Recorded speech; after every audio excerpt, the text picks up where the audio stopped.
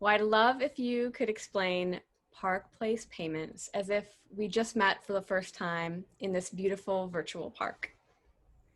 Yes. So years ago, I do a lot of speaking, and years ago, I was at a conference that was like a boondoggle conference for the top companies in the credit card processing industry, which was an industry I knew nothing about.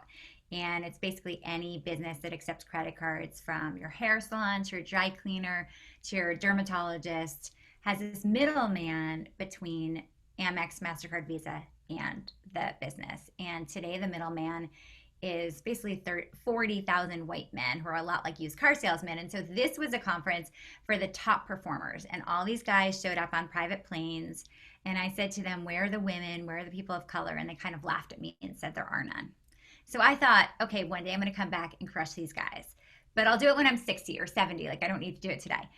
Cut to years later, I'm on my book tour for my last book, which was 4 years ago, and it was all about work life balance. And I'm talking to tons of women. And the one group of women I couldn't help were the women who had left the workforce and wanted to return, but they had no opportunities. And so a lot of them started selling multi level marketing products, whether it was skincare, makeup, jewelry, essential oils, nail products, whatever, to their friends, and they were losing money. So 98% of them lose money they don't even break in, and they prey on women particularly. So at that moment, something hit me, and I thought, what if I could train these women to sell credit card processing to their local businesses so they could stop selling to their friends, they could earn recurring revenue, and also boost their resume at the same time because they would be an account executive with a financial services company. So I spent 2018, I went to 6 different cities and tested whether people with zero background in sales or financial services could actually sell this. And based on their success, I raised a round of capital last year, last June, and that allowed me to hire my first full time employees. And now we're raising our seed round right now. We're almost done with that. And so we have 300 account executives across the country. And our goal is to sort of infuse the economy with thousands of financially independent people that wouldn't otherwise have had this opportunity. I love it. It's brilliant. It's like so brilliant of just combining all these needs in the market and different forces too, like seeing there's an opportunity, find a unique way. It's so brilliant. I'm curious, like what background do some of these people that are your account executives have, and what does one need to be able to come and say, I want to be an account executive? Do they need to have any sort of credentials at all? No credentials at all. I think the people that are most successful are the ones that have a ambition, right? They desire to earn money and better their lives in some way, whether it's paying for a better education for their kids or a deck on their house, or just to have the independence to know that they can have really, a nice amount of savings. So depending on whatever their needs are, it's someone who cares about bettering their lives financially.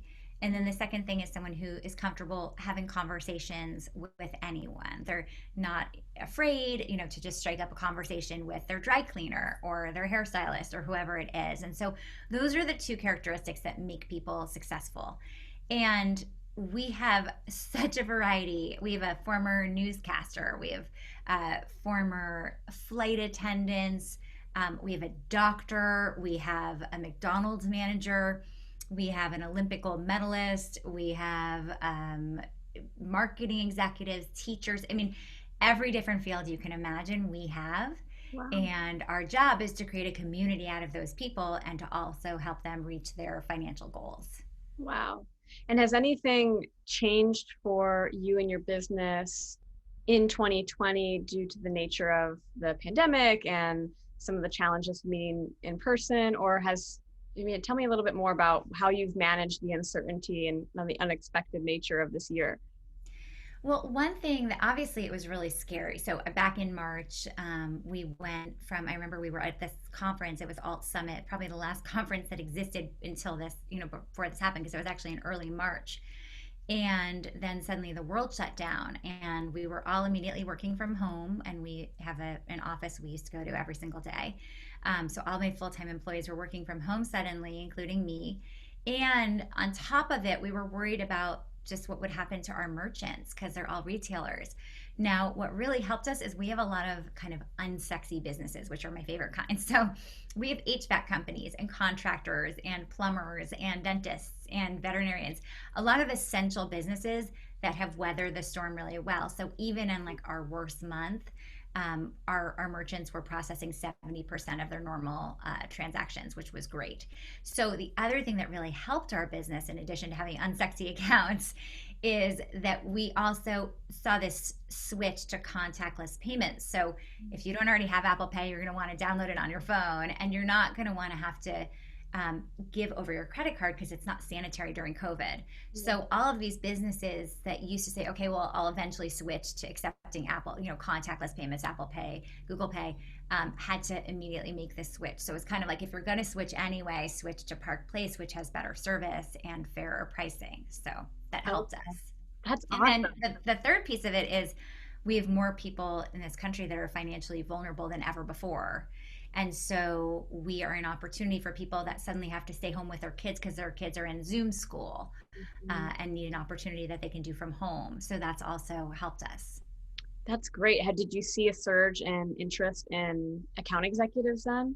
Absolutely. Yeah. Yeah. I mean, it's unbelievable how many people need an opportunity. Yeah. I mean, it sounds like you were there for support for those merchants that needed that transition to contactless payments and the account executives that are looking for a flexible way to earn some money.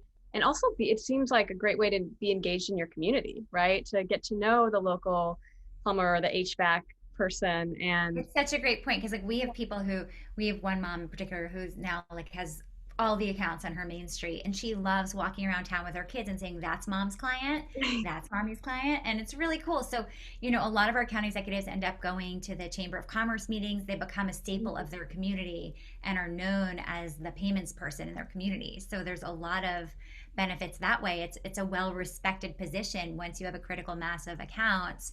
You suddenly know all the business owners in your town. yeah. And so this is a substitute for Apple Pay then? It would be, or like a Square or Intuit. It would be a competitor to those. Yeah.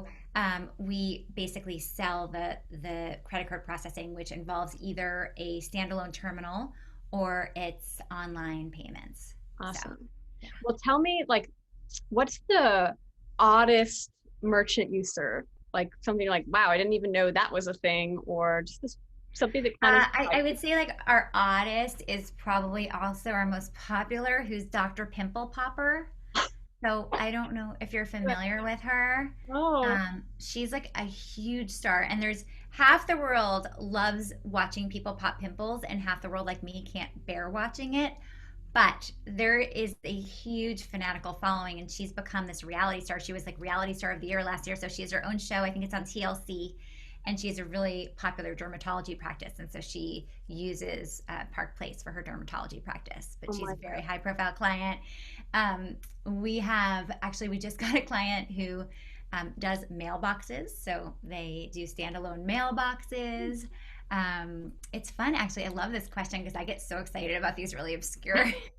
I mean, you got to realize like someone has to make the mailbox, right? Like that's someone's Right. job. So Yeah. of course, but And I would have never thought. Yeah. I mean, I love those kinds of accounts. I think they're so fascinating. I mean, we have so many medical accounts, like specialties I didn't even know existed. And then we also have a major league sports stadium, which is our biggest account.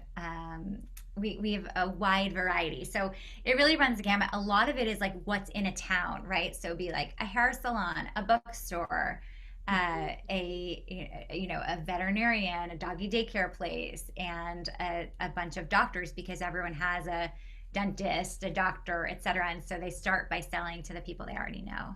That makes so much sense. That's Yeah. so great.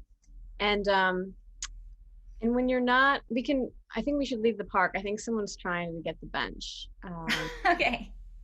We don't want to be bench hogs. We don't want to be those people.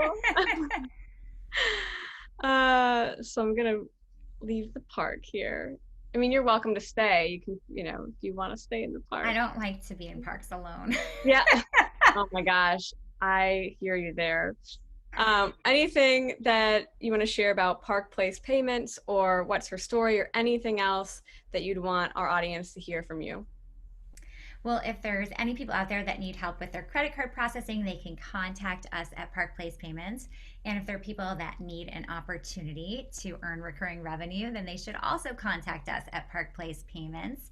And if you are looking for an inspirational podcast to listen to, you can go to iHeart or Apple or wherever you listen to podcasts and subscribe to What's Her Story with Sam and Amy. Amazing. Yes, do all those things, everyone. Thank you so much, Sam, for being on the show, and keep up the great impact that you're making in the world. Thank you so much, Mary.